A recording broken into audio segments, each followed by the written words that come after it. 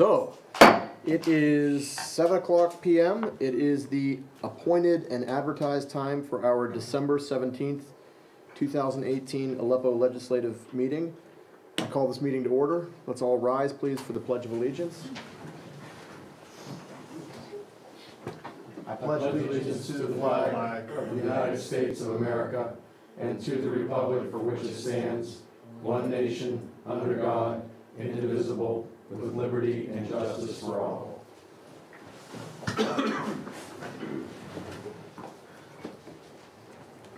Let's have a roll call, please.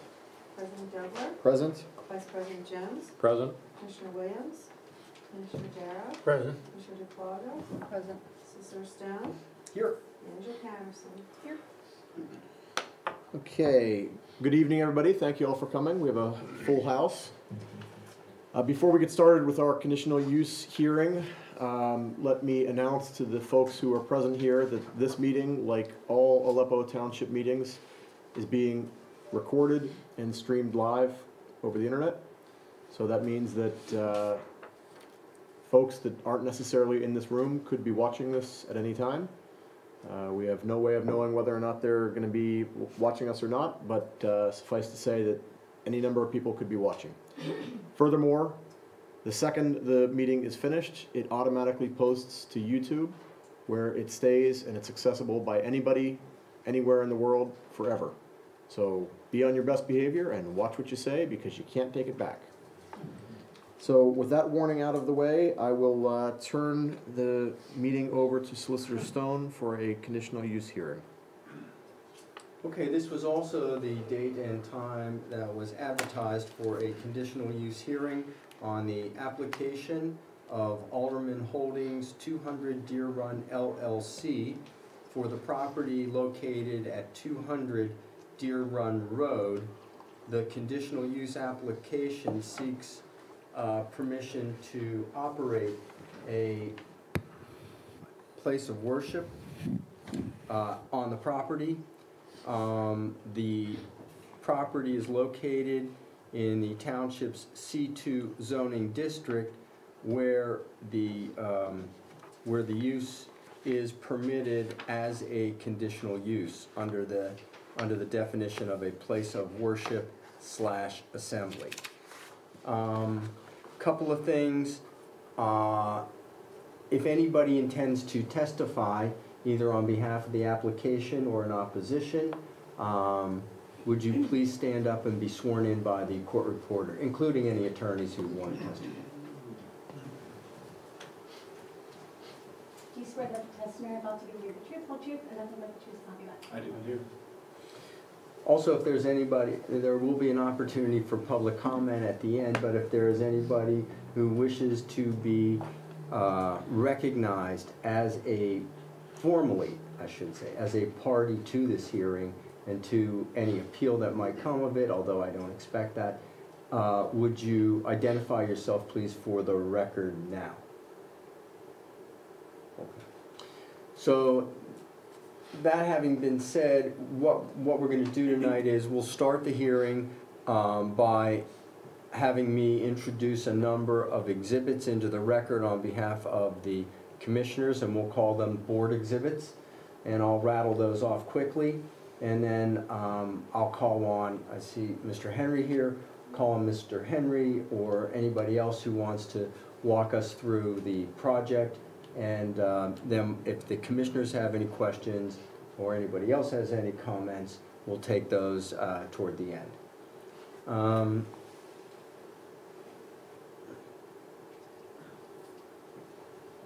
Okay, so the exhibits are. Exhibit number 1 are the proofs of advertising of tonight's hearing. Exhibit number 2 are the proofs of the posting of the property. Both of those are requirements under the Pennsylvania Municipalities Planning Code, otherwise known as the MPC. Exhibit number 3 is a copy of the Township Zoning Ordinance Use Table and the regulations pertaining to conditional uses and uses in this C2 district. Exhibit 4 is the actual conditional use application submitted by Alderman Holdings 200 Deer Run LLC. Exhibit number 5 is the narrative which is required to accompany a conditional use application, which was submitted by the applicant and which was considered by the Planning Commission. And also exhibit number 6, which is the December 6th recommendation from the Planning Commission recommending approval of the conditional use application. And exhibit number 7 are letters from the township's consulting engineer, HRG, with respect to the application. So that will be the extent of the board's exhibits. If the applicant has any exhibits, we'll take those in order as you testify. So those are the ground rules. With that, I'll turn it over to Mr. Henry and allow him to make his presentation. Thank you, Solicitor Stone. Good evening, President Dobler, Commissioners. My name is Austin Henry. I'm with the Todd Alexander of the firm Mills & Henry. We have the privilege of representing the developer on this project, the local developer, Alderman Holdings 200 Deer Run LLC. Now, we are here tonight also with the prospective tenant to Alderman Holdings at the site, which is Northway Christian Community. I'd like to introduce Senior Pastor Blenkow from Northway Christian, and Chris Fitting, who is the Director of Facilities. Also here is Tom Senna from Hampton Technical Associates, our engineer. Now, as I said to both zoning and planning, it's a real privilege representing Alderman in this project because this is a win-win-win, and not often I get to present what is truly a win-win situation. Here we have a property just down the road a piece here, 200 Deer Run. It's in the 79 North Industrial Park, currently owned by Vesuvius USA, who never occupied the facility. It was intended to be occupied as a research and development facility. They never occupied it. It has been vacant for 4.5 years and frankly is starting to become somewhat dilapidated. It is the first occupiable property in the township, up from 65 and 79, and that presents a great advantage to everyone for this particular use. It is zoned commercial, C2, and as Solicitor Stone stated, House of Worship is a conditional use within C2 under Aleppo Township Code. Now, when I said win-win, what I meant was the township is seeing a vacant, unused, like I said, somewhat dilapidated property become re-energized, put to use, to a great use, without significant development on the property, no change to the footprint of any existing structures. And the property remains on the tax rolls because the developer is going to own it and has a prospective long-term lease with the Northway Christian Community. Now, so the township gets a rejuvenated, energized property on its outskirts, if you will. It's not far inside the township. The prospective use by Northway Christian Church will be low impact use. They have services on Sundays from 9:15 to 11 a.m. And given the proximity to both 65 and 79, traffic is going to be of negligible impact to Aleppo Township, which is a tremendous advantage and makes this property particularly appropriate for this use. Now, what you're looking at here is a satellite overview of the property. And the intended development of the property is merely to add additional parking spaces. So if you look at this satellite shot, this area in the middle of the existing paved portion will be paved over, and then this little bump out will be extended to create more parking spaces. Now, We appeared before your zoning hearing board, and we requested a slight variance, which was in your code. You have two methodologies for calculating the required number of parking spaces, and we requested that one of them be used as opposed to the other, simply because the other was based on usable square footage in the property, and this property is configured such that there are wide open spaces on the interior that are not going to be used for seating for worship. They are going to be merely in the back open lobby area. And the zoning hearing board agreed and permitted us to apply the other methodology, which is 2 seats in the place of worship per parking space. So there are currently 75 spaces on the site, and we intend to increase that to 269 spaces. Now, the property is about 8.5 acres, and the main building is 41,725 square feet. Now, there are 2 storage buildings associated with this. One up here that I'm pointing to, and one on the side. They are relatively small. One is 5,000 square feet, and the other is 4,500 square feet. Because the Northway Christian Community does not intend to use those, they were simply storage areas for the prior tenant. Because they do not intend to use those, the owner, Alderman Holdings, is not going to lease them to the church, is going to maintain them for their own personal storage. And it will not be a commercial storage or warehouse use. So the use will be that of a place of worship for the primary structure on the site. Now, I want to briefly, I know you have a full agenda, so I don't want to take up too much time, and please, if you have any questions, feel free to interrupt me at any time. Yeah, can I ask you a question on that point with respect to the storage? Yes. So Alderman Holdings, I mean, how is a corporation capable of making a personal use of anything? Alderman Holdings is simply going to store their own, the principals will store their own personal items as anyone can on any property in these buildings. But regardless of that, even warehouse is a permitted use under your code. Okay. And the only regulatory requirement for that is that there be a loading area designated. And in fact, as a precautionary measure, we do have a loading area established on the site, and it is right here. And I believe it's 55 feet in length, and what's the width?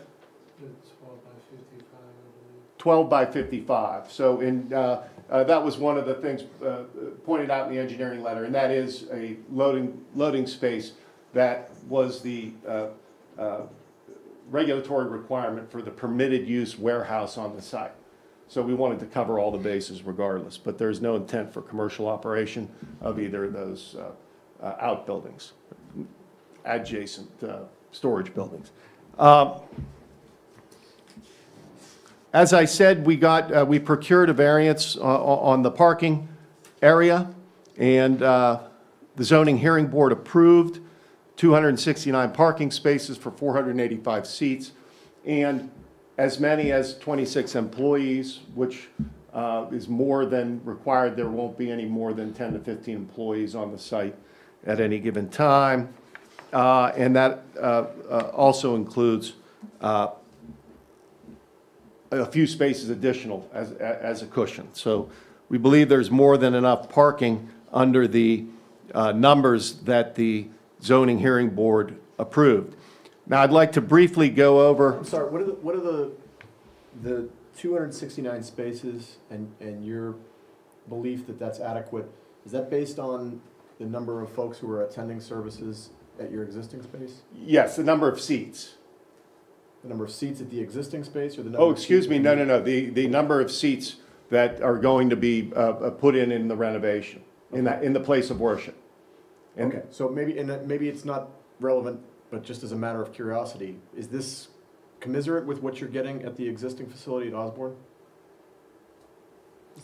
I can answer that. Chris Fitting? Yeah. This is Mr. Fitting, the Facilities Director for Northway Christian Community. Hello. Yeah, so this is larger than Osborne's, that's currently in Osborne now. Okay. I mean, we could accommodate, I think, up to like 400, 500 people in that elementary school, but, you know, that's a temporary church that Sure. pops up on Sunday Right. morning. This is more permanent, so we're anticipating, based on But the your numbers are- allowable, more people, you know, in the church. Good. But based on the requirements of 2 seats per 1 parking space allowable by the township, that is the space that kind of fits. It just worked out to 485 once we got the.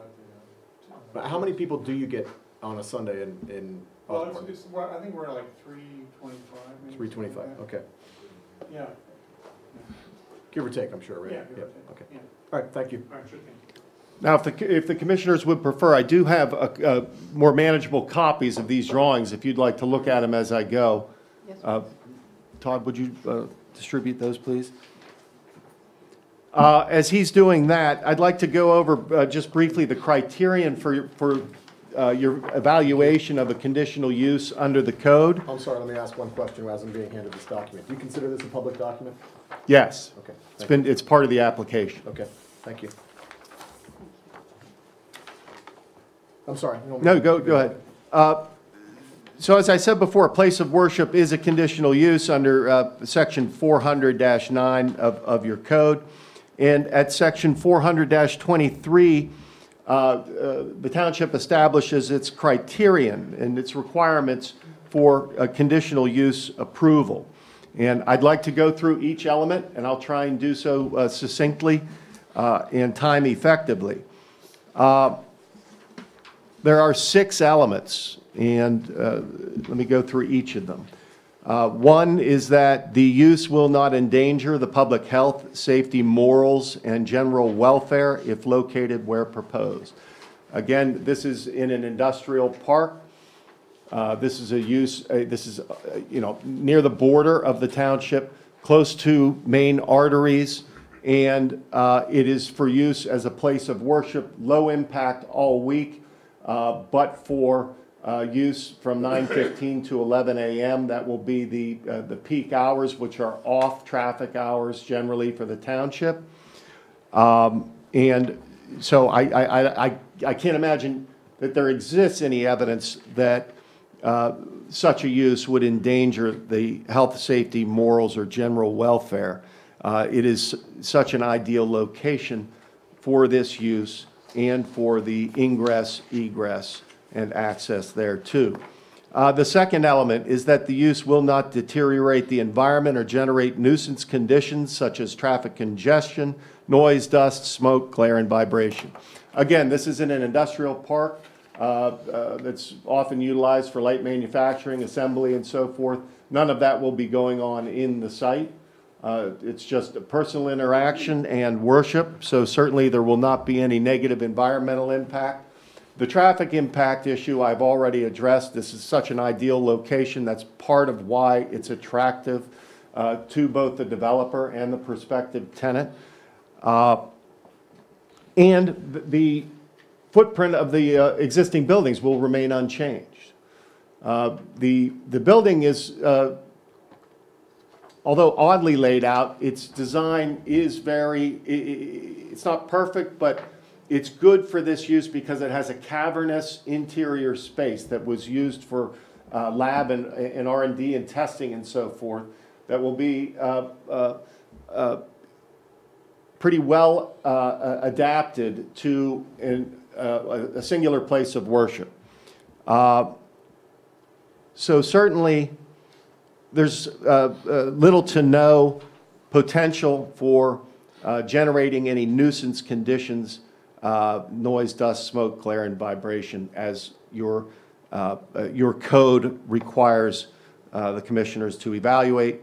The next element, the criterion, is that the use meets all other requirements of this ordinance, which this use does, given that we have procured the variance on the parking issue. And there was another minor variance that was requested and granted, and that was once a place of worship is approved or designated under your code, there needs to be a 100-foot buffer zone between the structure and the property line. And that's generally an ordinance to protect a place of worship from going into a highly concentrated residential area and not having a buffer for nearby residences. Now, this property satisfies all of those requirements except for right back here, there was the property line cut off a tiny corner of this storage building. You can see the property line right here, cuts this corner off. And even though this storage building is not going to be used as a place of worship as a precautionary measure, we also applied for a variance because this was 86 feet to the rear property line as opposed to 100. So it was a de minimis application and arguably not even required because that's not going to be used as part of the place of worship. But they did readily grant that request. So in all other respects, the application meets the requirements in your ordinance, and this remains the only review and consideration for compliance, and that is the conditional use evaluation. The next element under your code has a couple of subparts, and I'll go through them pretty quickly. The number one is, I just explained, all buildings and structures shall be set back at least 100 feet from the lot lines, and that was the only minor deviation, was the corner of that storage building. Variance granted. The next one is a place of worship shall have direct access to an arterial or collector street. The point of ingress and egress shall be located in a manner that minimizes detrimental traffic impacts, both pedestrian and vehicular, on the surrounding neighborhood. Again, that's a major reason why this is such an ideal location. You have 65 and 79 right there, no occupiable property in the township between those arteries and this property, and only a very minimal period of time with high impact traffic use, that being 9:15 to 11 a.m. on a Sunday. The next requirement is that hours of operation and worship events shall be scheduled to minimize negative impacts on the surrounding neighborhood. Again, that's a very similar criterion or point for evaluation. And again, this use with the services on Sunday morning only certainly meets that requirement. During the week, there will be, I believe, less than 10 employees on the site and a de minimis number of people coming and going, and the parking spaces, the 269 parking spaces will only be used for Sunday services. The next requirement is that all dumpsters and or waste collection areas shall be enclosed by a solid masonry screen. That is going to be completed as part of the build-out. The next one is maximum height of outdoor parking area and roadway lighting shall be 25 feet. That has been completed and is part of the lighting design for the parking lot. And the last one in this element says, as part of all land development projects, the landowner and or developer shall provide a plan for photometric for the lot illumination. When measured at a lot line shall be a maximum of 25 hundredths foot candles. And that again has been accomplished, but given its location, we foresee little to no basis for disturbing any other property owners in the surrounding area. Again, there are no residential properties for quite some distance from this particular property. Now, the next general element for consideration for conditional use is that the use be an appropriate use on the proposed site as a conditional use. That's a very broad criterion, but again, and I don't want to be redundant, certainly a place of worship is an appropriate use of a property in an industrial area given the negligible potential for any negative impact whatsoever, certainly on residents and other property owners within the township. And the next criterion is that the use is consistent with the comprehensive plan of the township. Now, I quote from the mission statement in your joint comprehensive plan, which says, quote, the primary mission is to plan for the balanced growth that will maintain and enhance residents' quality of life and the distinctive character of each community by capitalizing on our natural, cultural, recreational, and commercial assets.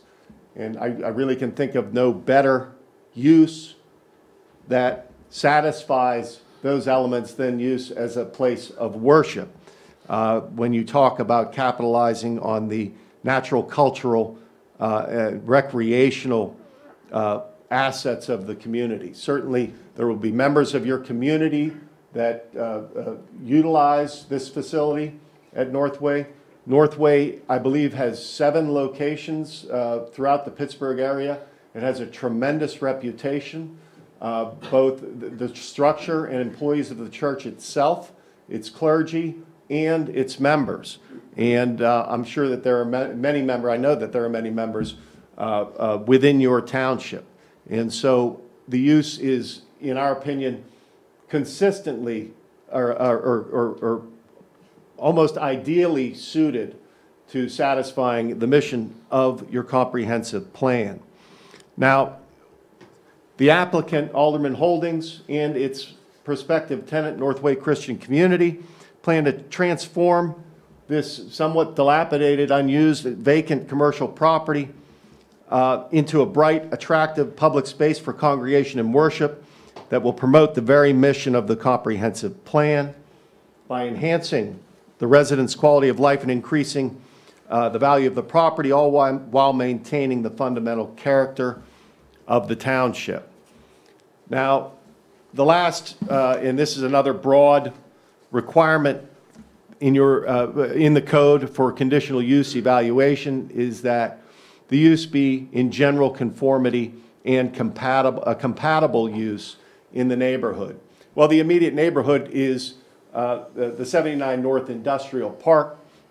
So use as a place of worship, it's certainly a low impact use relative to other uses in an industrial park, although its immediately adjacent neighbor is World Vision, which is a 501c3 charitable, I believe, international charitable enterprise. This is certainly very consistent with that use. In fact, 1 or 2 people from that charity came and testified before the zoning hearing board in favor of this project and in favor of the tenancy by Northway Christian Community. So with that, I've covered the criterion for evaluation in your code. And again, I'll just summarize by saying I'm very pleased to be able to present. This is a tremendous use for an industrial building. The footprint remains the same. The exterior, there will be a little landscaping that will be spruced up. The only development, again, is increasing the parking. The interior, of course, will be significantly renovated and improved, and the project will breathe new life into this property. So we're very pleased to present the application for conditional use approval. Thank you very much. Are there any questions? Before we go to questions, let's see if is there anybody, because I suspect there's not, is there anybody here that wishes to oppose the application or speak in opposition? Okay, let the record show there's no one who wishes to oppose it in the audience. And so with that, I think we could just move right on to questions by the commissioners. Do you anticipate there'll be much increased traffic on Redgate Road for people coming to or leaving the church?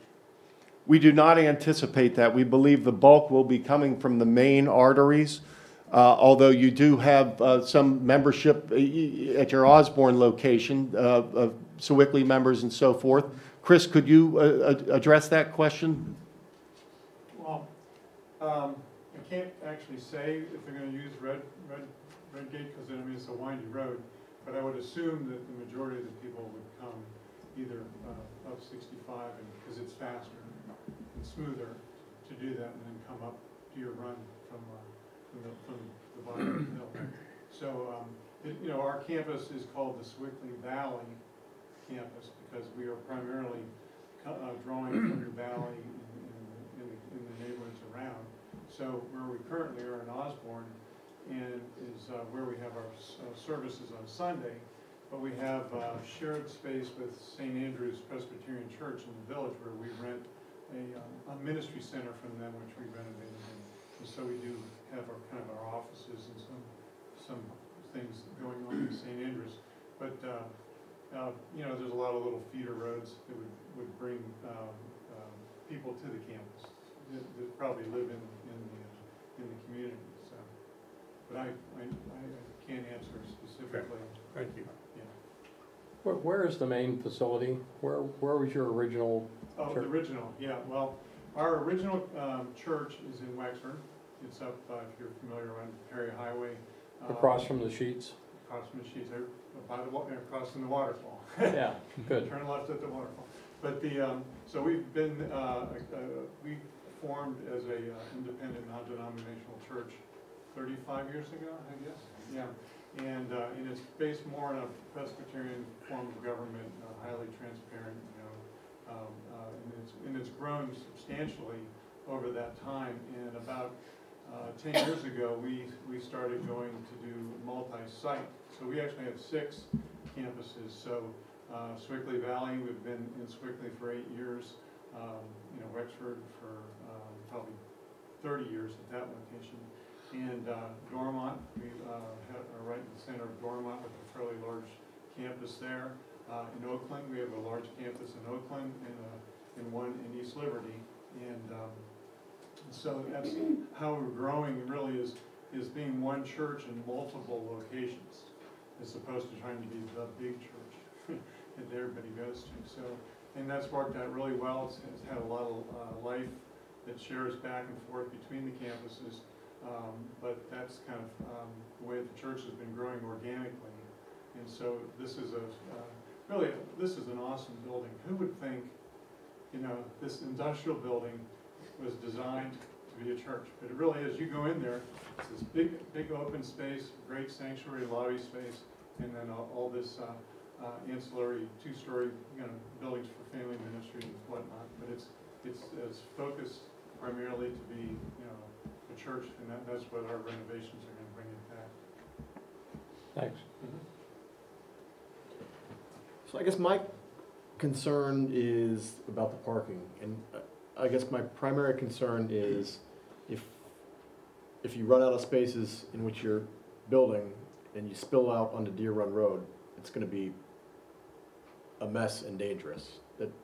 If you spill out at Osborne, Beaver Street's a great place to have spillover parking, but Deer Run would be scary. So I guess, is there any thought to what would happen in the event that at Christmas or something you have more than you can accommodate in the spaces?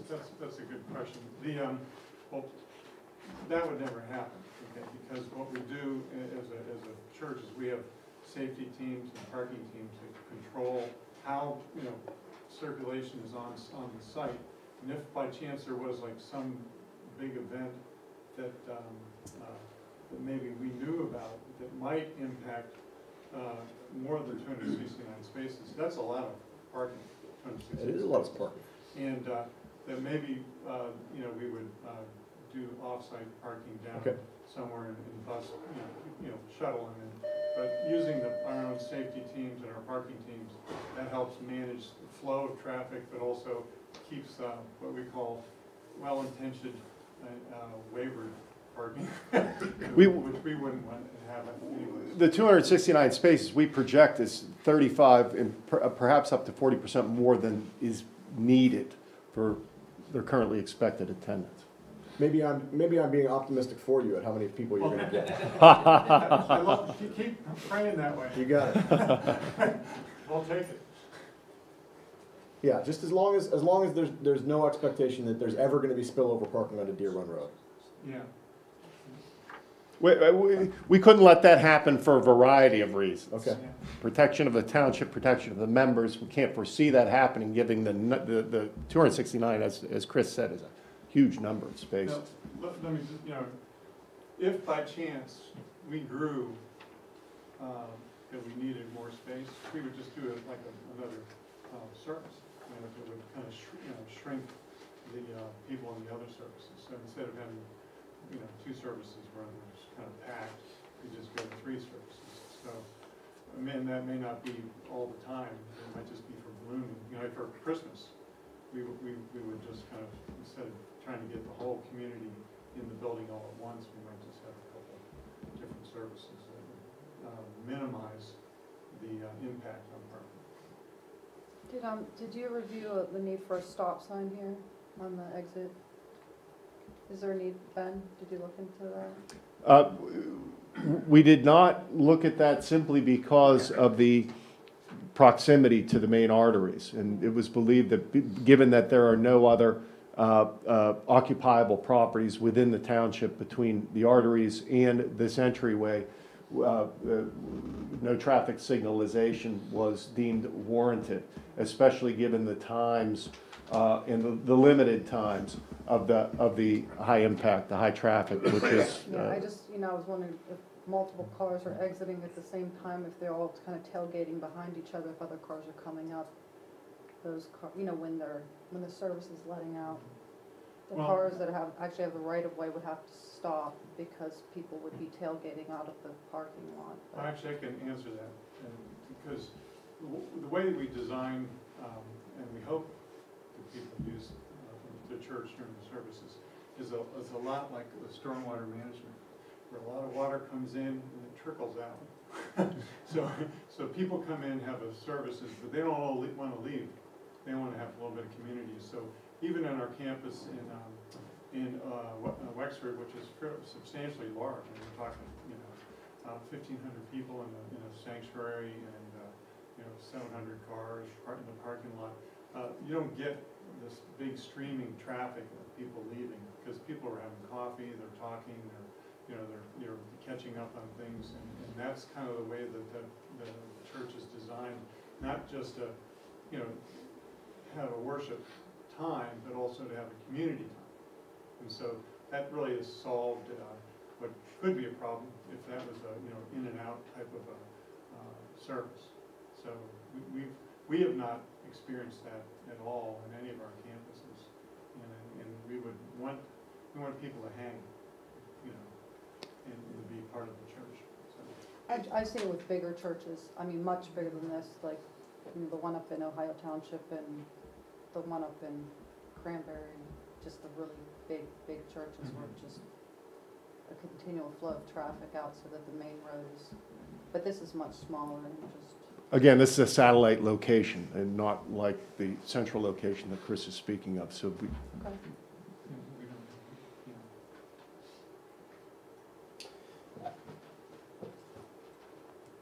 I guess not troubled, but curious. Curious is the better word. And if I'm asking an inappropriate question, somebody tell me if it's an inappropriate question. I guess I don't understand why you would structure this deal in a way that makes it so that you stay on our tax rolls. If there's a religious exemption, it seems too good to be true. And if it's too good to be true, you should ask why it's too good to be true. So why is it being structured in a way that keeps it on the tax rolls? Well, in a sense, we're a commercial tenant to somebody who is a commercial owner of the building, and so we're not purchasing the building. We're just the tenant of the building. So our alderman, which is a professional LLC, they're not they're commercial. They're not entitled to a. Look, and I can answer the question, and the reason is Alderman is taking advantage of an opportunity also. It's a win for all three, and Alderman is acquiring a wonderful property that, that there's going to be substantial improvement to, and has a 10-year lease. So if you know, or excuse me, a 20, excuse me, I said 10, I meant 20-year lease. So any developer, you know, you sharpen your pencil and you work the numbers and you can determine whether that's going to be a profitable venture for you. And Alderman is very excited about that prospect also. A 20-year lease is a long time. They have an excellent relationship with Northway Christian Community, and again, are looking forward to continuing that relationship. Well, I guess maybe at I'm this making an location. assumption that sounds incorrect. Is anybody here from Alderman? No, they didn't make it, yes. So does Alderman conduct business other than leasing this property to you? Does Alderman do anything? Well, they develop, I guess, custom homes. Oh. In Swickley Heights.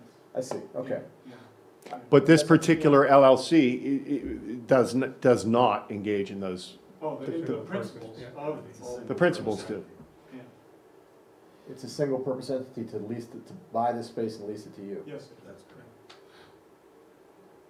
And of the 6 campuses that we have, 3 actually are in commercial lease buildings. Because- All owned by Alderman? No, there's a No, no, variety, yeah. Yeah, so that's, Quaker Valley owns 1, I guess they're in Texas, the school district, but, you know, we own 2 of our properties, and then 3 other ones are commercial entities, you know, in the region that we lease. First City Investments, you know, big shopping centers up in Beaver Valley, which used to be the old Kmart. You know, there's a couple and 2 in the city too. So it's you as an entity that wants to have a church, you have to find a space to hold it. And so if the economics work, we make it work. So we're fortunate that this came to our to the table and we can use it.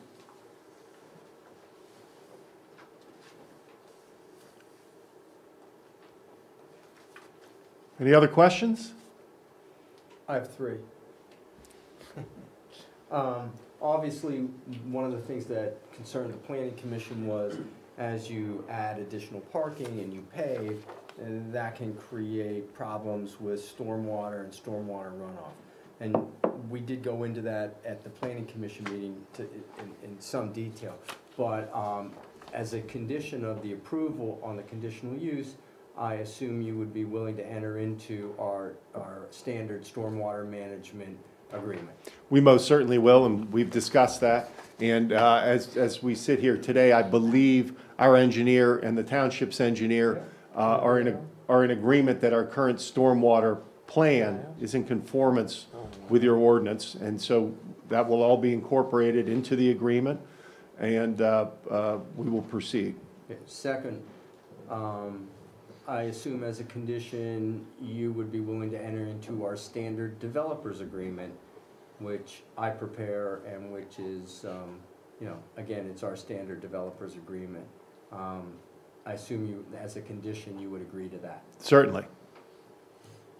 And with regard to any improvements, and it sounds to me like we're talking about some stormwater improvements and the parking primarily. All on site, right. All on site.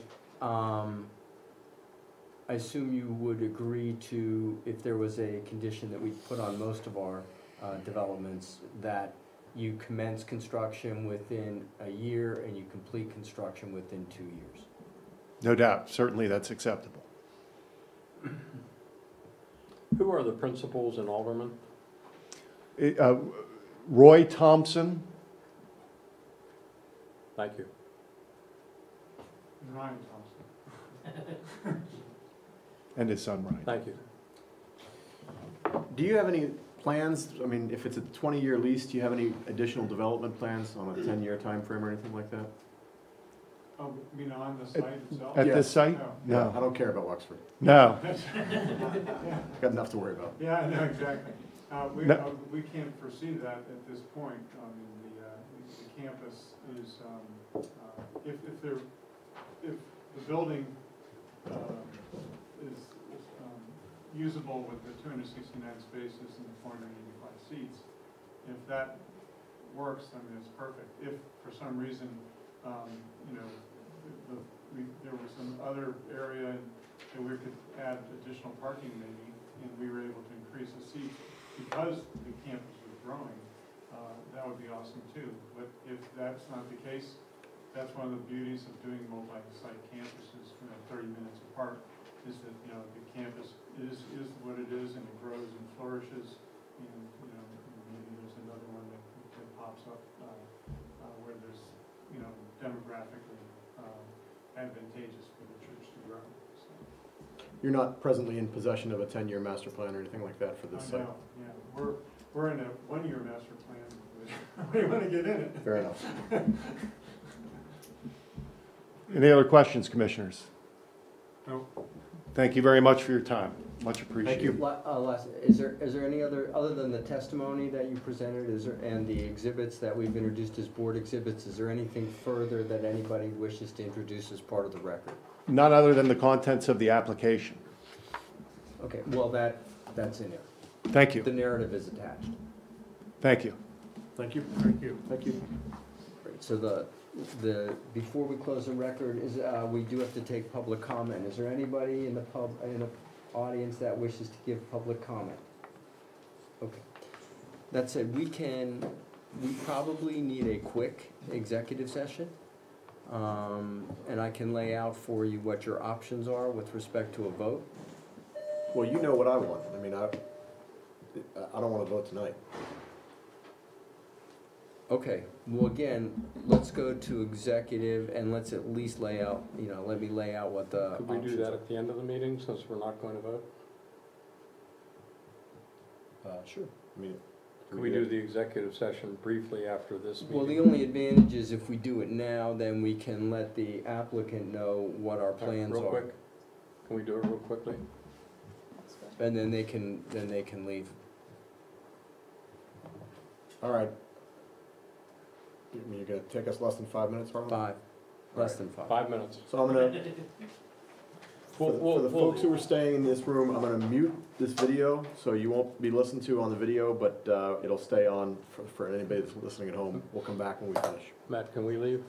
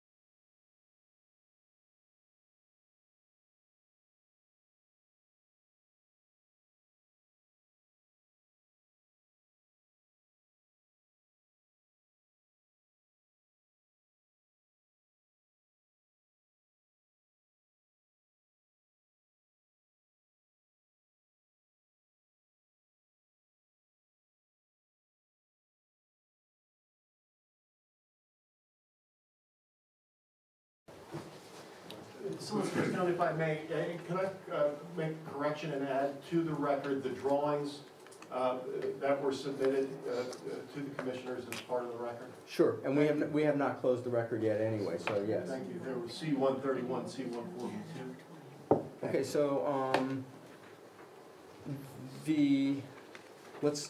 there's no other evidence, so the record is closed. And we are going to adjourn the hearing.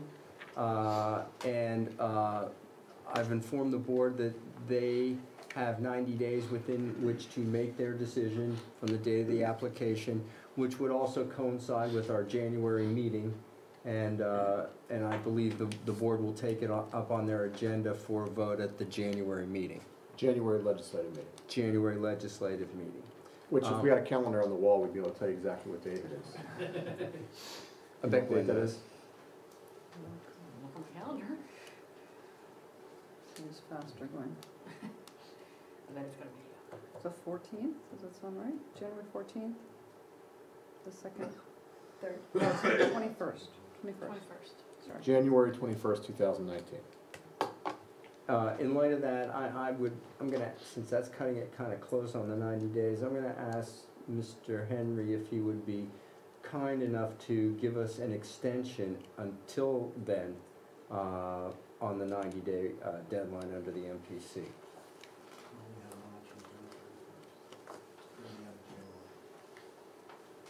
January 21? Yeah, so we'd be going, what, one day? So the 20th is, Yes. Yeah, we're very, very tight, but yes, thank you. Okay, so with that, I think we can we'll close the record, we'll adjourn the hearing until that date, and there will be no further advertising, so anybody here who wishes to come back for the vote, this is your notice that we will be taking it up on the agenda on January 21st during our regular legislative meeting. Thank you, Solicitor Stone. Commissioners, thank you. Excellent, Thank thank you. you. Thank you. We usually give folks a few minutes to pack up. If you don't want to stick around, you don't have to awkwardly try to sneak out. thank you.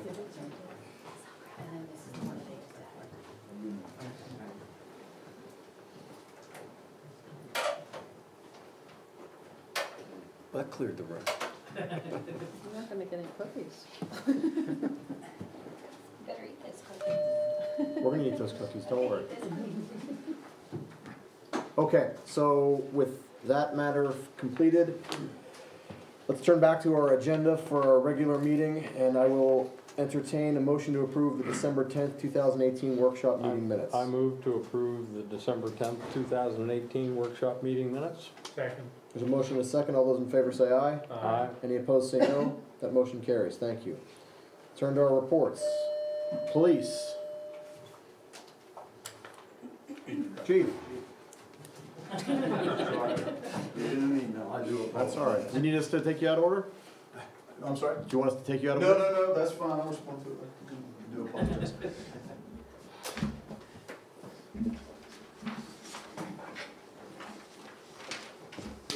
Okay.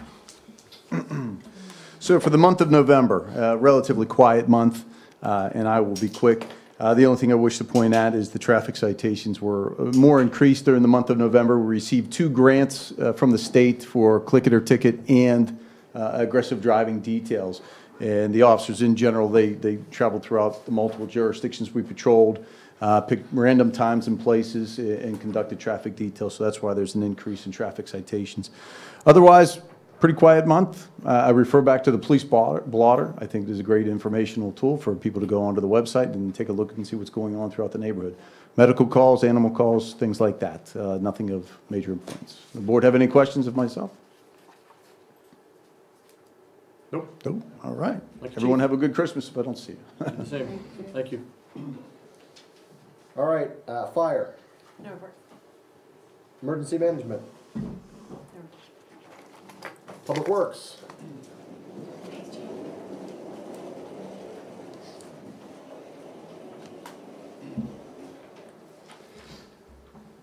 You can see on our report that we did fix the water problem down on School Street.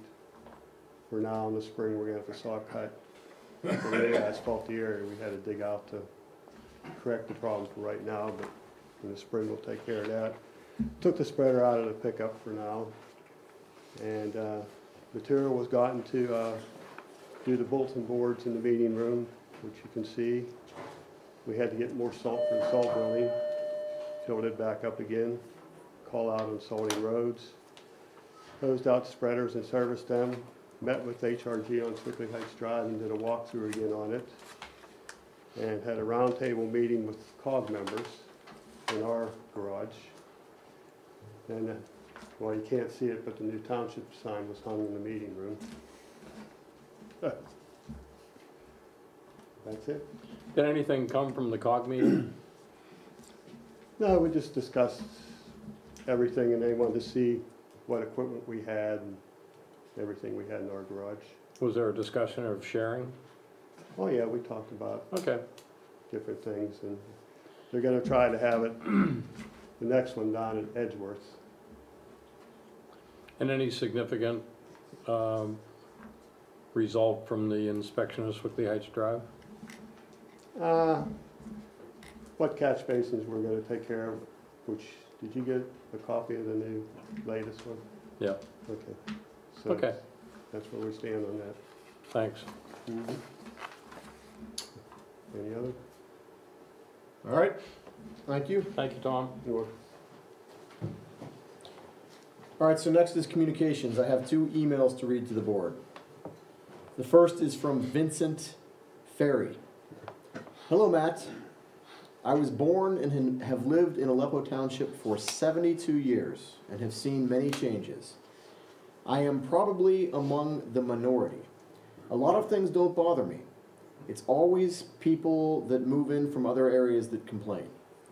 I saw the development of 79 North Industrial and Research Park on my great uncle's farm. I go past the trucks and Amazon signs every day. It doesn't bother me at all. The signs are kind of funny.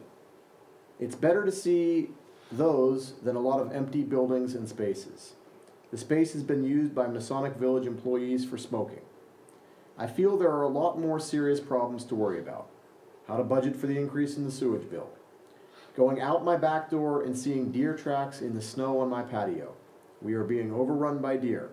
Something has to be done. There is going to be a major accident with all the deer running across the road. The end of the township seems to be the neglected side. This end of the township seems to be the neglected side. All the development was near Reber Road and McCoy Place. The industrial park was the development side of the township. They needed somewhere to put the dirt from construction of 79. I don't think we should spend a lot of money for legal fees for the truck issue. I know this is my opinion and many people will not agree. Vince Ferry from Merriman Road. All right, so that's number 1. Number 2 is from Chris Karsaki. Matthew, can the repair of the storm grate at the bottom of River Road, Redgate Road at Route 65, be added to an upcoming Aleppo meeting agenda?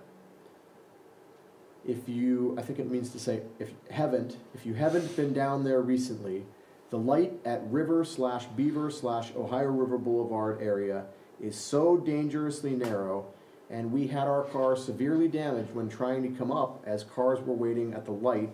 On the right, there is a storm water grate sunken in very deeply and in need of repairs. Our car hit it while trying to get past a car and caused severe front end damage. It brings to light the fact that the road really needs widened to allow cars to pass coming up and down. It's a disaster waiting to happen. In fact, I watched another car be forced into the retaining wall, suffering side damage as larger trucks come up from 65. At the very least, there needs to be a sign prohibiting trucks and large vans, Verizon and UPS for example, from coming down this road. We live on Redgate Road. I'm leaving out his address in Aleppo. Thanks, Chris.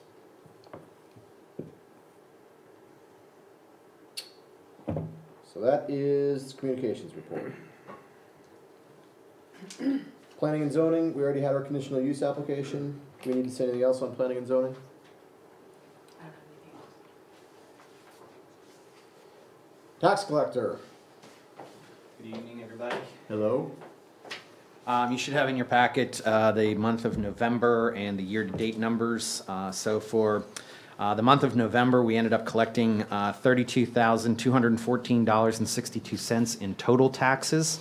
So that include property, delinquent, realty transfer, earned income, local services, and business privilege tax. As you can kind of see, we're a little over where our budget numbers, so we're doing quite well, considering we still have another month to go with all of that. On the back, you should see the graphs comparing November of 2018 to November of 2017, relatively similar. Same thing with the year-to-date numbers from 2018 to 2017. I don't know, does anybody have any questions about any of the tax collection?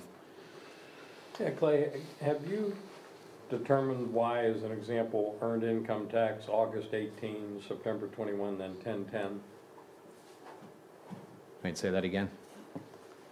We collect 18 plus in August. In August, yeah.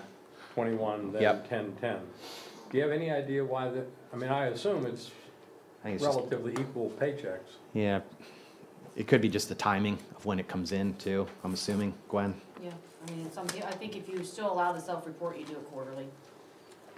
Yeah. Correct. So, So December should catch up. right. Good. Yeah. Thanks, Clay. Okay.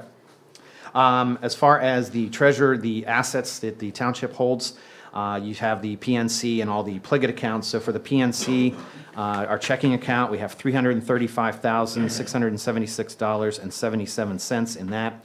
The liquid fuels fund is $71,105.24. The general investment fund is $770,096.28. The reserve fund is $106,632.08, and the capital improvement fund is $250,862.19. So if you add that all up, the total monies on hand for Aleppo Township right now is $1,534,372.56.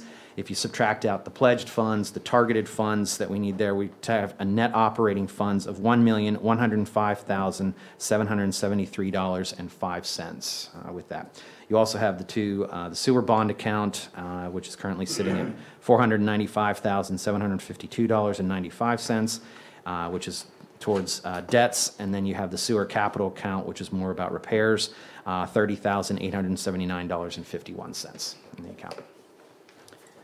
Any questions about any of the assets? Oh, all right, thank you. Thank you. Yep.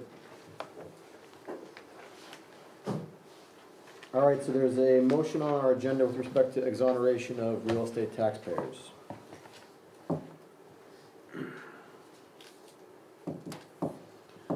I move to exonerate the following real estate taxpayers. Giuseppe and Kristen DiRenzo, 510 Redgate Road, 423 and 318 for $79,500 reduction in assessed value for a refund of $262.68. And David Wessel, 1216 Swiftly Heights Drive, 422 M89 for a $39,100 reduction in assessed valuation for 2018 with a refund of $134.11. Second. There's a motion and a second. Is there any further discussion? Hearing none, all those in favor say aye. Aye. Any opposed say no. Motion carries. Thank you. Okay, there's a motion pre-printed with respect to paying our bills. I move to approve the November bill list in the amount of $61,627.49, to ratify November prepaid bills in the amount of $419,482.97, and to ratify November payroll transfers in the amount of $17,516.03. Second. There's a motion and a second. Is there any further discussion? All those in favor say aye. Aye. Any opposed say no. Motion carries. Thank you. Anything else with respect to finance? Anything else with respect to the treasurer? Thanks, Clay. Yep, thank you. Aleppo Township Authority. No report. QB Cog, I have no report. Solicitor. I see I'm down for under some new business. I'll give you an update on my discussions with the county concerning lot 422G 351, unless you'd like me to take it now in my report. No, thank you. Okay. That's an old business, though. Okay. Motion to adopt the 2019 real estate tax ordinance. I move to adopt the 2019 real estate tax rate ordinance. Second. There's a motion and a second. Is there any further discussion? All those in favor say aye. Aye. Any opposed say no. Hooray. Keeping the millage the same. Yep. 3.5. Which is quite low. I move to adopt the 2019 budget ordinance. Second. There's a motion and a second. Is there any further discussion? I'll make a thing to say, which is that I think it's worth stopping every year and pointing out the fact that we're passing our budget on time, and it's balanced, and it doesn't include a tax increase. And I think that's something that's worthy of stopping and being happy about, to have an on-time balanced budget that doesn't include a tax increase. So, to everybody that worked hard on that, I appreciate it, and I think it's Like in Washington. or Harrisburg, right? Yeah. Exactly. All right, so with pats on the back out of the way, all those in favor say aye. Aye. Any opposed say no. Motion carries. Thank you. Motion to adopt the water rate ordinance. Move that we adopt the water rate ordinance. Second. There's a motion and a second. Is there any further discussion? Now, I had a question via email about this. Somebody was asking, does that mean that our water rates are going up 33 1/3? Already did. And I just wanted to clarify for the sake of the discussion that they went up, the rate was approved by the Aleppo Township Authority in October. I don't think any bills have gone out with the new rate yet. I think those bills are expected to go out in January. But the rate has already been approved. That rate is set by the authority. It's not set by us. We just adopt an ordinance.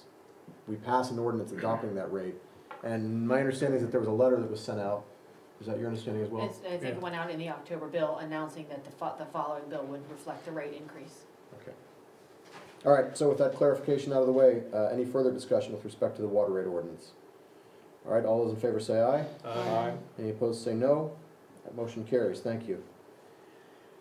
So next is a motion to accept the 537 plan revision proposal from Banks and Engineers. This motion was made and seconded last week, and then it was deferred for 1 week, so it's already received a second. It doesn't require an additional motion or second. I would just note that Gwen provided us with an email from Bankson clarifying what would their charge would be in the event we asked them to conduct the public hearing. I'm not sure we really need them to conduct the public hearing, but we can cross that bridge when we get to it. Yeah, it was minimal. It would be not, it was like 125, the rate, if we did 2 sessions. It was still under $2,000. All right, all those in favor, well, is there any further discussion? I'm sorry. I didn't think it was a significant difference in cost to, even if there was more public involvement needed. All right, all those in favor say aye. Aye. Any opposed say no. The motion carries. Thank you. I move to appoint Dan Dara to the Aleppo Township Authority Board to fill the unexpired term of William Barnes, whose term ends on December 31st, 2020. Second. Oh, didn't need to make it, sorry. All right, correct. That motion was made last month at the November legislative meeting, and it was deferred for 30 days. So Vice President Jones is correct that that motion does not require a motion or a second. Is there any further discussion, though? You still want to do it? You can always quit. All right, all those in favor say aye. Aye. Any opposed say no. I abstained. And you're abstaining because it Affects me. affects you. All right, that motion carries. Thank you.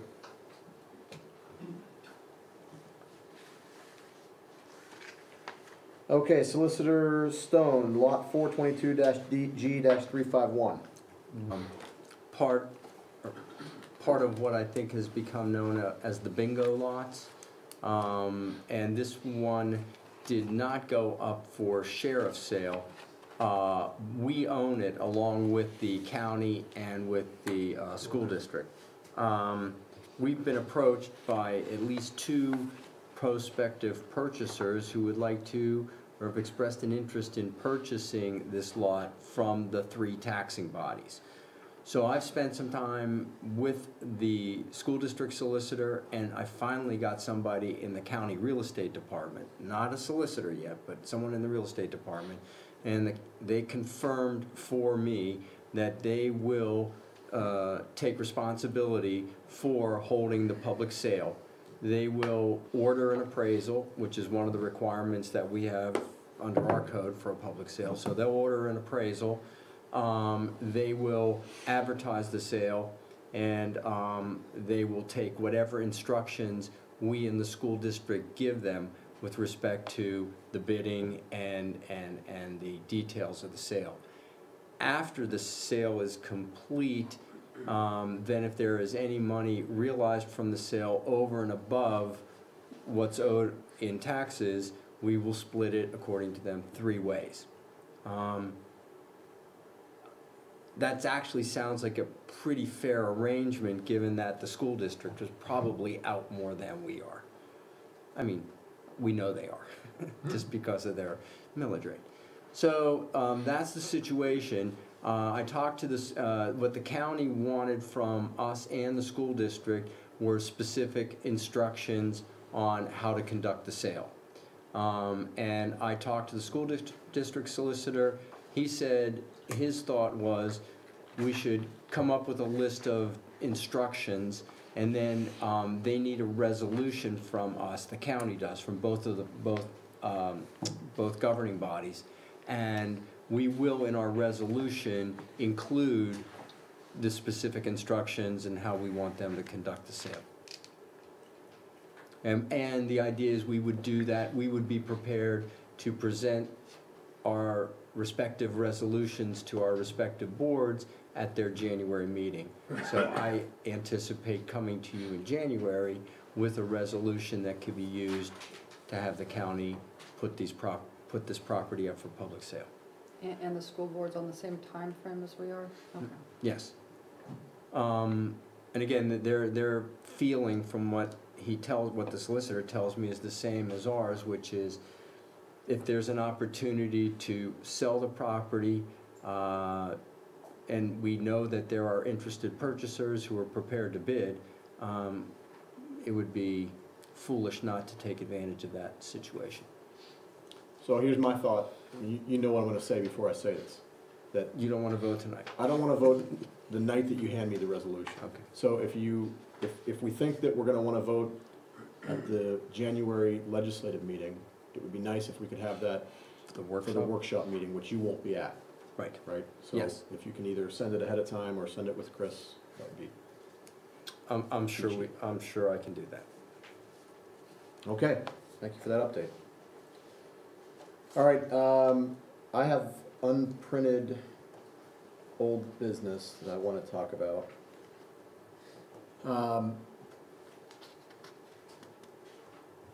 I have made a habit out of presenting a year in review for the township, and at the risk of sounding like one of those Washington politicians, and I sort of like to think about this as an opportunity to talk about my view of the state of the township. And I think it's important to preface this by saying that I really value being a representative of the folks who live in Aleppo. So what I really try to do when I take this time out of these meetings is tell you what I think I see from the inside, tell you what I think is going on here, the good, the bad, and the ugly. At the same time, I'm a big fan of setting and achieving goals and trying to achieve goals. So the first thing that I want to do in this little bit of time that I'm going to spend here is I want to talk about the goals that we made back in January of 2018, and I want to go through what we accomplished in 2018 with respect to those goals. So some of you might remember this list. I know you can't read it. We're going to go through it in more detail. But these goals are what we talked about, and we adopted these in the January legislative meeting back many months ago. So here's the list of goals we went through. Number one, the first goal that we had was to create our list of goals and propose them to the board by January 15th of 2018. We did that fairly easily. Our second goal was to invite a salesperson from Savvy Citizen to present to the Communications Committee and the Public Safety Committee by January 29th, 2018. We did that as well. You'll recognize that the goal here was only to have somebody come present. We opted not to pursue that. So we're not using Savvy Citizen, but we definitely met the goal by having folks come in and talk to us. Goal number 3 was a little bit of a hangover from 2017. The goal was to have an emergency credit card account opened and have the This Binder First binder completed by January 31st, 2018. Those of you who are remembering from back in 2017, emergency management was a big focus of our emphasis there, and we just had this one little bit that we had to do in 2018. But we've done that, and I think it's worth stopping and putting a punctuation on what that means. That means that in addition to everything that the county requires us to have in terms of emergency management, internally, we've taken stock of what we think we would need to do in the event that there was an emergency. And the way I always say this is, if I was the first person that showed up to this building, I would have some idea of what exactly to do. Who to call, where the keys are for certain facilities, how to get in touch with the county. And I feel fairly confident based on the work that Gwen and I have done that if somebody else were the first person to be here, if you go in that room and you find the binder that you need, you'll know exactly what to do. And even more than the county preparation work, having that done makes me feel very good. Now, I checked that off, I put a little asterisk next to it, because this was a goal that we accomplished, but we didn't accomplish it by our deadline. I'm glad that this is the first, because there's a couple that fall into this same criteria. We did them, but we didn't do them based on in the deadline. I'm glad that this one is the one that we get to first because it's totally inconsequential. They're all inconsequential. These deadlines are totally artificial. We make them when we're planning our goals. We make them to keep ourselves honest. And really, other than the fact that I don't want us to get to a place where we ignore the deadlines, they don't matter. So I think we got this done in mid-February, but ultimately did get done.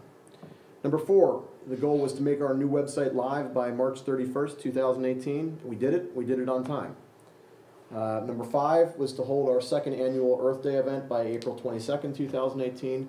Again, we did that. I don't need to stop for too long to say that I think that our Earth Day event is a great growing event.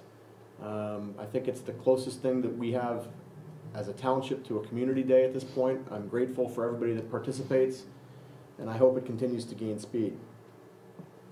Speaking of Community Day, goal number 6 was one of Vice President Jones's goals. He said the goal was to come up with an idea for a Community Day or not by April 30th, 2018. Well, we did, and we did or not. So the goal here was to come up with something, and we decided that it wasn't something we wanted to do. I'll tell you that, I mean, this is something that I know Vice President Jones and I think about a lot. I know that Manager Patterson and I think about this a lot too. It's not something that I necessarily want to run away from in the future, but at this point it's just not something that I think is worth spending cycles on for a variety of reasons. So we accomplished that goal. Goal number 7 was to have a representative of the QVCOG and a representative of HRG come into a meeting to discuss GIS by May 31st, 2018. We had both of those. Ben came in and presented to us on GIS, and the COG came in and presented GIS. We've taken that goal even a step further. Not only have we had those introductory meetings, but we've entered into a contract with the COG GIS provider. So we are a step, I mean, not a step closer, we are GIS ready right at this point. Goal number 8 was to compile the data for our reverse 911 contact system by June 30th, 2018. You know, there's been some, in working on this, there's been some bristling at the use of the term reverse 911 because apparently what we have is not a true reverse 911 for very technical reasons. but it's the term I know everybody knows. So even though I'm saying reverse 911, I know it's not technically a reverse 911, but that's what I'm calling it. This was another one where we didn't necessarily hit it on the deadline that we expected to, but we did it. So Code Red is our reverse 911 system. It's in place. The data for the landline numbers is seeded, and that is to say that if there was an emergency tonight and we needed to send out an alert to the folks who have landlines in the municipality, we could do that. Step 2 is to try to seed that database with cell phone numbers, text numbers. I sound old when I say text numbers, and email addresses. And that's something that we're in the process of working on. It'll happen in 2018. But again, the goal was for the initial seeding of that database, and that's been done. Goal number 9 was to develop written code enforcement procedures by July 31st, 2018. Again, that was a bit of a hangover from some discussions we had with respect to code enforcement in 2017. We've done that, which is to say that at the end of 2017, we made a decision not to really modify our code enforcement practice, which is to say that we remain very reactionary. We respond to complaints. We don't do anything proactive about code enforcement, but we've documented that process. So there's a very short paragraph that describes the interaction between our township manager and our code enforcement officer when complaints come in, how they get logged, and how they get worked on. Goal number 11 was to have a commissioner's tour of the industrial park by September 21st, 2018. That feels as if it was forever ago, but it was only a few months ago we did that. We had a tour where all the not all, I think there were about 3 of us that went over, and we wandered around. I thought it was tremendously insightful. I thought it was really valuable to recognize folks who are using our township that aren't residents. We don't, at least I should say, I don't usually think of businesses as consumers of our government services, but it was eye-opening to go over there and see exactly what's going on in that space. Goal number 11 was to have Laserfish in the cloud set up and being used to store new documents by September 30th, 2018. Those of you who are playing along at home will recall that Laserfish in the cloud is the paperless office software that we contracted into in 2017. This too, we've done. So at this point, all new correspondence that comes into the townships being scanned and stored in Laserfish in the cloud. That will ultimately result in real improved savings in terms of efficiency for the staff here, and make it easier to access documents. Goal number 12 was to have a presentation from environmental planning and design about the development of the parkland on Weber Road by October 30th, 2018. This is feeling less far in the past. We had that presentation. As is common with a lot of these goals, step 1 was just to have the presentation, and step 2 is to talk about what we do with that information. And if you stay tuned for 2019 goals, we'll talk about that. Step 3 was to update the goal 13 was to update the technology, storage, and aesthetics of the meeting room by April 30th, 2018. When? April 30th, 2018. We're close. So that one again gets an asterisk. We did it. We didn't get it done quite by April 30th. We ran into some problems in terms of just availability and, frankly, planning that we didn't anticipate we would have. So it took us quite a bit longer than we expected it to, but I think the results are tremendous. Just to sort of give you a sense of what exactly all that means, update the storage, aesthetics, and technology. I know I'm preaching to the choir here, so the folks that are here are really not the ones that watch the meetings online, but because we have more storage, we have a better computer system. Obviously, we have multiple cameras now. I'm really, really deliriously happy with the new video product that we're sending out now. The audio is much clearer. We have a more clean video system. and I'm really happy with what we've done. And then the last goal was to have the pump house engineering revised and have the work completed by December 31st, 2018. This point was mooted about halfway through the year, so we consider that goal done. So, of the 2018 goals, we had 100% completion. We got everything done that we said we wanted to do. And again, in the way I like to think about things in terms of writing down what you say you want to do and then going about getting it done, having 100% completed is really the name of the game. 11 of the 14 of those goals got completed by their target dates. That means 3 didn't. But again, those target dates are just dates that we make up to try to keep us moving in the right direction. Even more importantly, I think it's valuable to pull out of that long list of 14 goals some real key things that happened this year. I mean, I realized in about September that we were going to be able to make a presentation tonight that was a whopper and be able to say that we did big, amazing things this year. We rolled out a new website. We made ourselves ready with GIS. We updated our meeting room. We put into place a reverse 911 system, and we made ourselves a paperless office. I mean, any one of those things could have been a marquee thing for a year, and something that you could look back and be proud of in terms of moving forward. To be able to do all of these things, plus all the other things that we did, it's really remarkable. And before I leave those goals, I have to say that a large part of that has to go to Manager Patterson. You know, we don't spend a whole lot of meeting time working on these things because Gwen and I meet in here on Fridays. And sometimes those meetings are 4 hours long. We'll sit around and we'll go through the nitty-gritty of these goals. And Gwen, I know those meetings are not always fun. I know sometimes I make you crazy. But I have to thank you and really commend you for your hard work towards getting all that stuff done. So thank you very much. So in addition to goals, you know, I told you that I wanted to tell you what I consider to be the good, the bad, and the ugly here, and tell you what I think is important to know about the municipality. In terms of good, the way I see it, number one good is our financial position. I recognize when I work with the COG and I see other municipalities, not all of them enjoy the same strong financial position that we have. Not all of them can have their secretary and treasurer come up and say, we're in good place and we're not even at the end of the year yet.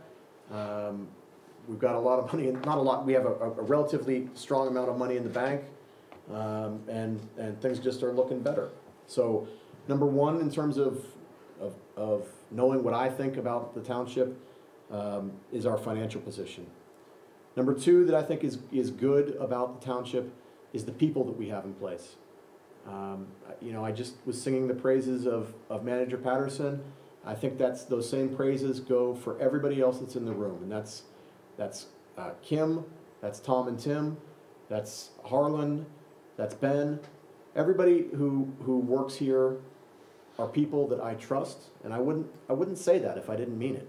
I trust these people, and I think that we are lucky to live in a municipality who has people who have common sense and who are working hard to solve our problems.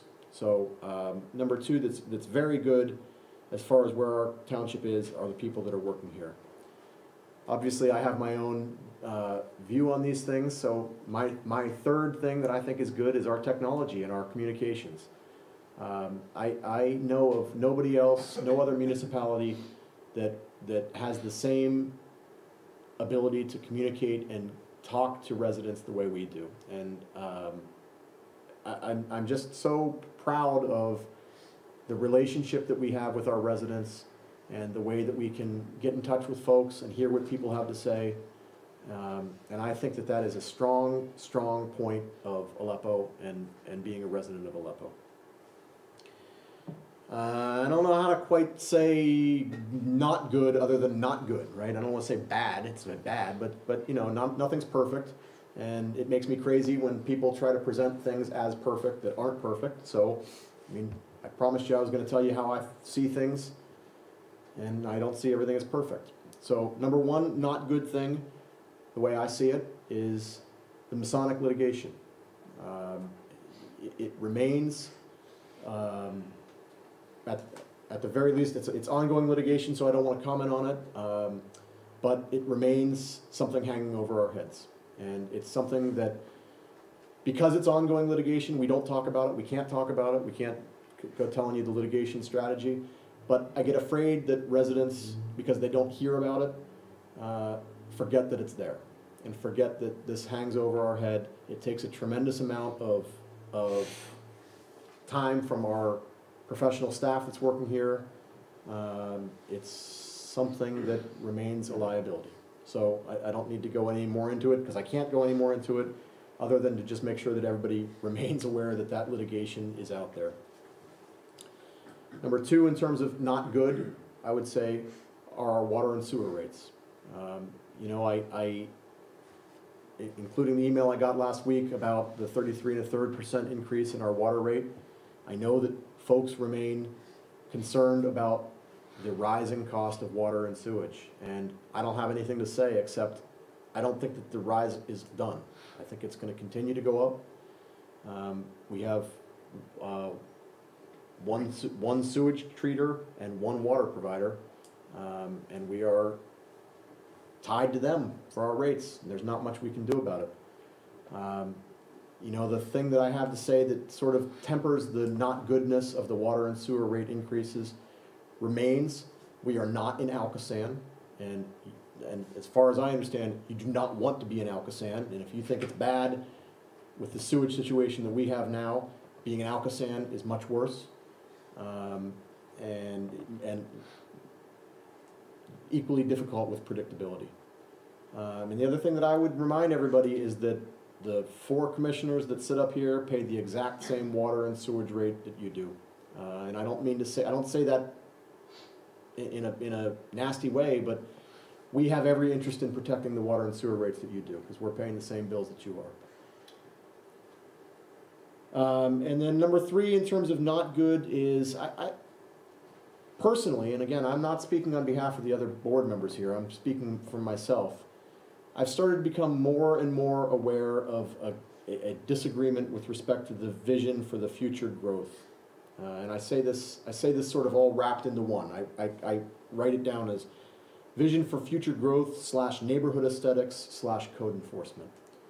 I just think that, as we always talk about our 3 different pockets of Aleppo, in Masonic Village, the Homeowners Association, and the original Aleppo, I get the sense that there's, as the universe continues to expand the way it always does, those points are getting further and further apart. And I think that at some point we need to wrestle with that. We need to grapple with that. And we need to try, to the extent that it's at all possible, for 3 very different groups to come to a common place.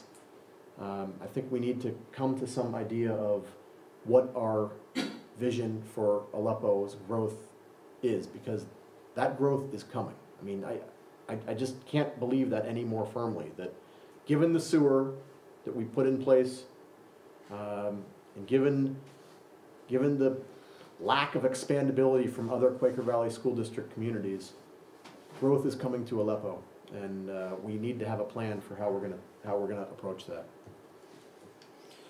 I hate to end my time on not good, so I've made a slide that said good reprise, just so I can come back. I won't say the same good things again, but I'll say different good things. We remain the municipality with the 2nd lowest property tax in Quaker Valley School District, and I think that's awesome. I think it's great that we are an inexpensive place to live in the Quaker Valley School District that still provides outstanding services to our residents. And I just don't know of any other formula that you can say other than we have low taxes and high services. And I think that's a great thing to be. I think that we have a board that works together extremely well. And I think we have a board that works with our paid professional service providers extremely well. It's not contentious the way so many other things in politics are. Look around to some of the other communities around us. and the lack of harmony among the folks who are running those municipalities is sad. And we don't have that here. To the contrary, we have a team that works well together, and that's terrific.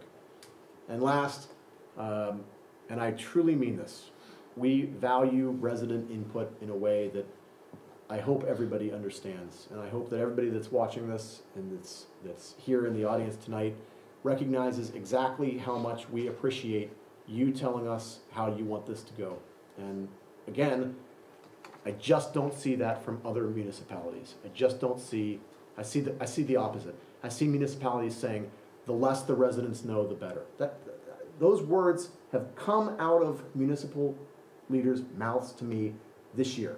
The less the residents know, the better. And nobody that I've talked to in Aleppo feels that way. So those are all good things, and they're all things that I think make Aleppo a tremendous place to be. And I hope everybody shares my optimism for another great year in 2019. So that's that. Oh, thanks. All right, new business. Number one on the agenda. There is nothing on the agenda. Okay, so then I have new business. I have something I wanted to revisit old business. We could do it this meeting or the next meeting. Go ahead. I'm sorry, I should have called for old business. I just want an update on the letter we sent to PennDOT regarding the collapse of Redgate, that section, if they got back to us yet. Not yet. No, okay. And then where are we at on the lot with Swickley? Oh, I got an email from Swickley today. Did you get that email? Let's see if I can pull it up in 4 seconds or fewer. 1, 2, 3. Yes, here we go.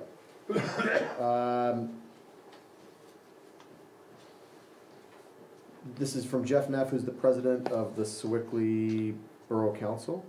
Hello, Matt. I just wanted to update you that Franco is looking into the screen for the gates and also looking into trees to screen. We will let you know once he has a proposal for us. Merry Christmas and Happy New Year, Jeff. So I don't know exactly what that So means. are they gonna apply for? Well, I think there is not a permit application form that we have on a computer or in a drawer, Okay, but you're working on it. okay. We've talked about that here, and we'd like to just set up a meeting with you, me, Ben, and Harlan to just draft that Okay. document. Let's do that, because what I think we should do is get that together and send it to Swickley and say, when we had our meeting, we didn't have this for you, here it is. Like to see it back in 30 days or whatever. Sure. Okay. That lot with the trucks and the grandfathering, you know, we thought it was non-conforming, but it was grandfathered. Where were we on that? Similar to what we just reported on the Swickley lot, I asked for some form, a proposal on how the property owner what he would be prepared to do to remediate the situation there, both respect to buffers and screening. And I got back an email from his attorney just last week saying that he had met with his client, that they were working on a proposal, that they would have it for us shortly. It would include screening, buffering, and other mitigation measures. So that's where it is.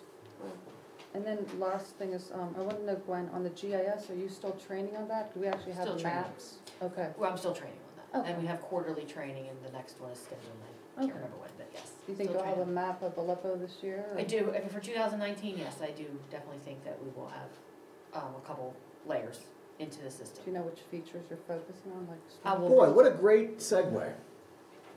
Let's stay tuned for 2019, okay? Okay. All right. So here's, I'm sorry, do you have anything else? No, I just want to know where we're at on GIS. Okay. Just what the focus was going to be for that. Okay, so, I mean, you just saw the end of the road for 2018. Gwen and I are right back at the beginning of the road for 2019. So we've had a couple meetings where we talked about our goals for 2019. And again, you know, I wanna invite the board and residents to participate in this process. Don't think that just because we came up with this list by ourselves that it's not movable. So, let me go through what we came up with. Number one, select and be using township-wide password management software for all new passwords by February 15th, 2019. You know, if last year's focus was on technology, I think that sort of a theme that you might see as we go through 2019 is business continuity type things. And one of the things that we're talking about is that passwords for our manager, for our secretary, just sort of everybody. Everybody has little slips of paper floating around. It's not secure, and it doesn't make it easy in the event that anything untoward ever happens to any, but that's not the right word. Anything unfortunate ever happens to any of our employees. So the goal is to. Maybe a better way to approach this for 2019 is to share with the rest of the commissioners and an opportunity for us to think about it and respond rather than just say, here it is, and do it on the fly. We're not going to vote on it tonight. I don't want to vote on it tonight. I mean, it's you talking. I mean, we don't have anything in front of us to even look at and follow with you. I understand that. Okay, well, I think we could do it in a more productive way, that's all I'm saying. Okay. Put it on the workshop meeting for January. All right. Well, I'm gonna read them onto the record so that I can put them on the video anyhow.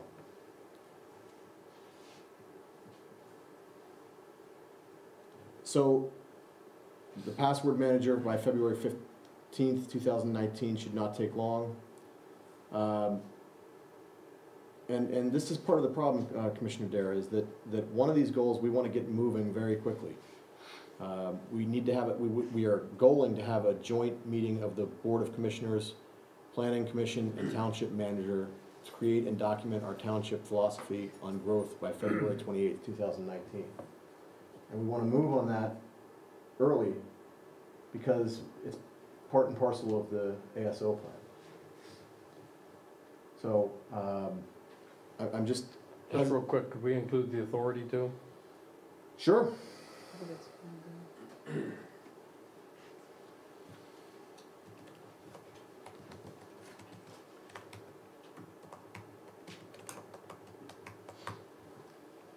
course. And I think that speaks for itself. I mean, I'm happy to expand on that if anybody wants me to, but I'm also happy to keep moving through it. Next, have HRG submit a proposal to determine the feasibility of developing our road salt storage capacities to allow us to generate profit by solving the apparent regional problem of salt storage by March 11th, 2019. All we're talking about doing here is having HRG submit to us a proposal so that we can decide whether or not we're even interested in it. Next is to create a welcome packet to be received by new township residents by April 15th, 2019. Again, I think that sort of speaks for itself. Next is to propose rules, revised rules for the Board of Commissioners meetings by May 13th, 2019. This is something that came up years ago. I was looking at our rules, and they're just out of date. So we talked about forming a group to come up with new rules there and proposing new ones by May. Last year we looked at the park. We thought about trying to make a decision about whether or not to develop that park side by June 17th, 2019. Creating a business continuity binder which contains instructions for essential township tasks performed by our township manager, secretary, and public works director by June 28th, 2019. Install new street signs throughout the township by July 31st, 2019. Have the public works crews use the GIS collector app to document the presence, location, and condition of all township signs and catch basins by September 30th, 2019. And finally, sort, catalog, and reorganize the contents of the back 2 storage rooms into a newly designed system by the end of the year. Anybody that's seen that recognizes the need for that. So I won't go into any more detail than that to save us time, but I'll definitely email this list around. And if you have thoughts to add to that, we can talk about them in at the January workshop meeting and hopefully vote on them in the January legislative meeting. Same story for folks at home. If you have any thoughts, please let us know.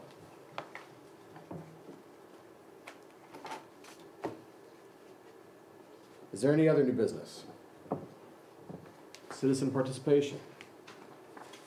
Yes, sir. Come up to the podium for us, please. Absolutely.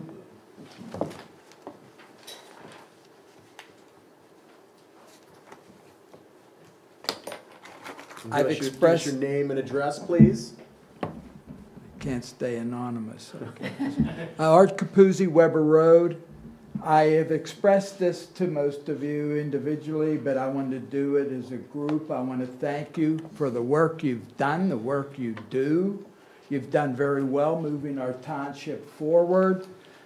In my eyes, it's a thankless job. I don't know where you get your gratification. I know one of our commissioners is delirious over it, but he's gratified. Another statement, yes, the deer is getting uncontrollable, but we've discussed that in the past, and we're just a victim of nature in this. Another statement is Lyme disease this past year did visit my household, and I think it's going to become a bigger and bigger problem. I am finding ticks not in tall grass or on animals or on people. They're just lighting, on the sidewalks. A question about the sewage rates or water rates. I know we've discussed this in the past. If I should talk to the authority, that's fine. I have a well, so I'm not going to use any more water. I understand our sewage is governed by an average or an anticipated usage. So since I won't be using any more water or being charged for water, is my sewage going to go up regardless? And the last question would be about any conflict on a commissioner serving on an authority. And if it's been discussed, I apologize, but can it be done? More importantly, should it be done? Do we not have anyone to appoint to the authority that doesn't have another job in the township, or another position, I should say? So that's just a question. I know Harlan's here. He can bounce it through his head. If there's any type of anything that restricts that or has a something that just may not look proper. And that's it. Thank you. You're welcome. Well, let's answer that last question. Sure. You can sit down. If you want to, whatever you No, want to no, you got me up here. I'm All right, staying fair right enough. here. And we have talked about it. So Harlan, why don't you just reiterate what we've talked about in the past? So the short answer is there is no conflict between a sitting commissioner also sitting on an authority board. Whether it's a good idea or a bad idea is a different question, but it is not a conflict, and in many situations when it happens, different places like the idea that there is a direct form of communication between the two bodies. In other situations where you don't have that, then a lot of times the authority board and the commissioners don't always know what the other is doing, and sometimes there's a lack of coordination. But, you know, that's generally the way we look at it. It certainly is not a conflict of interest. And it's done, I won't say frequently, but it's not unusual to have a commissioner on an authority board. Fine. I do have one last thing, and I know, I'm sure the chief's aware of it, but again, I'm starting to get inundated with calls of my computer program cost ran out, I have to renew. The business that I did it with, the government made them go out of business, so I have to call for a refund. And the IRS deal, 3 calls a day. Now, some of you may not be getting that. I understand we may at my home because of our age, and they can just go to the Social Security list and figure we got some older people here, they may be more gullible to what's going on. So I don't know what the report has been back to you. Again, I don't think there's any solution to it. I just wanted you to know. And You also get the one threatening to be arrested in Texas. in Texas, well, that might be true in my case. But you know, I do have another question. I got the Christmas tree card. Are we not going to do it ourselves? You said in coordination with the county on there and North. That was last year's text. Oh, So, that's fine. just- It was the this year's the date. date's I fine. was just Well, curious. just look at the date. Okay. Focus on the date. Art, Got one thing on another comment you made. I think you've been here. We have actually considered combining the authority and the township at some point. We've decided not to do that. We have a kind of unique relationship because of the fact that the township owns the sewer. So we do have a fiduciary responsibility, and we've contracted the authority. My personal opinion is that having at least one commissioner on the authority board is very prudent. I don't have any issue with that. I was just curious No, it's about good legality. question, good question. You know, and improprieties, what the other municipalities may look as it. But Harlan assured me that it's done elsewhere, and I have faith in what you do. You know, you've brought us forward. You've done well bringing us forward. I've been up here when it was a totally different situation, especially in our financial area. So I'm all right with that. Yeah, kind of focus on the fact that we own the sewer. No, really, I got it. Okay. You're tapped into the sewer, aren't you? I am, yes, and we've discussed about how my rate is, how it's come about. I'm just kind of curious. You're going to pay more for water to supply it to our residents, but you're not supplying it to me. Right. So I'm curious, will I still have to pay more for sewage that is going to stay the same?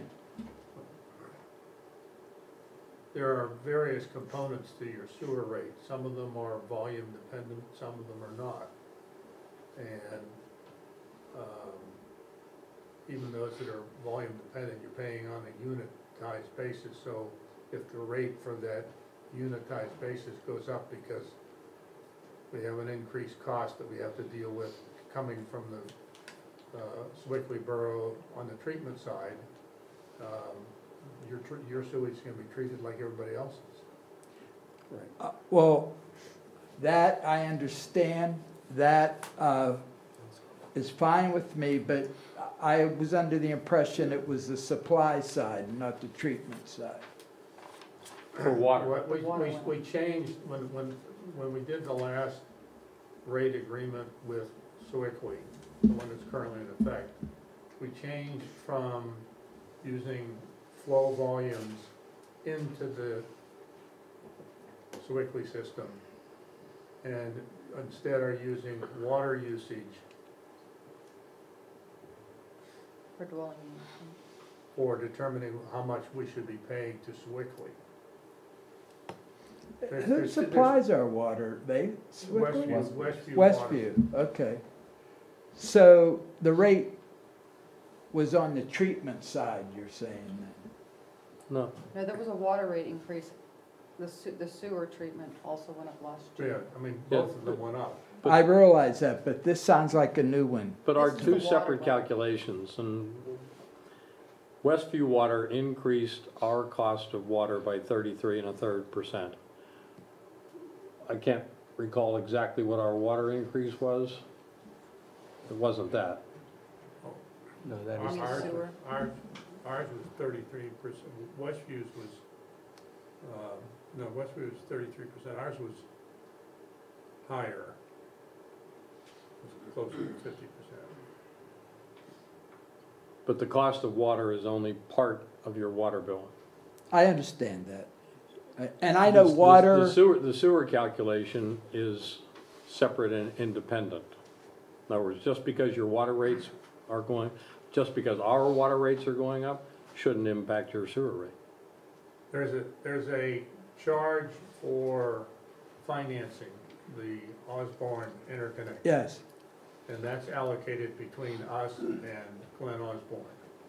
That allocation is based on water usage, not sewer flow. Fine. And that was a change that went into effect January of this year. But the water rate increase shouldn't affect his sewer. The water rate increase has nothing to do with that. Separate. All right.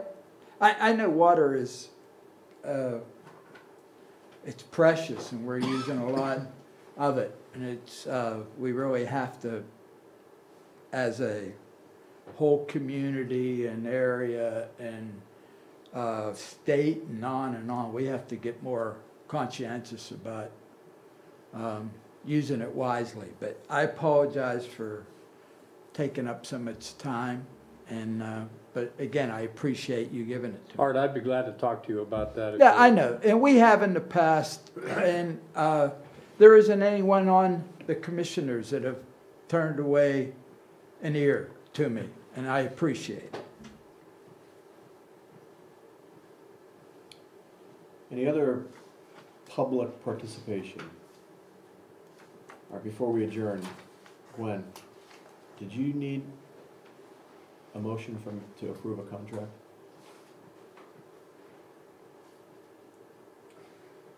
I would like Harlan to participate in that conversation. For the It was just, banks and engineering? no, it was to approve the signing, authorize President Dover to sign the agreements for the wrestling facility, the stormwater one and the other one, and Harlan can address that little error in there.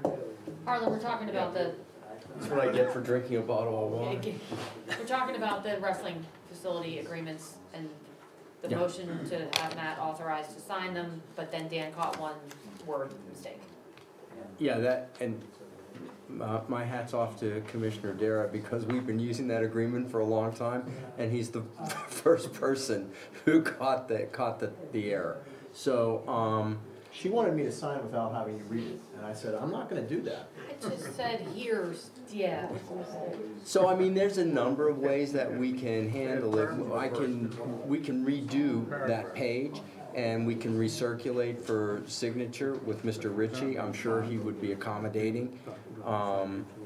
The other way is we could initial the change and ask him to initial, or, to be perfectly honest, I think it's relatively moot at this point, because,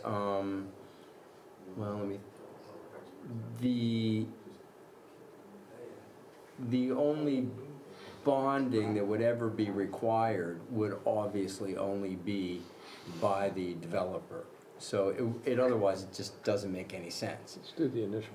So again, we can do it anyway. Everything else deals with the developer's financial assurance. Okay, well, somebody make a motion to do something.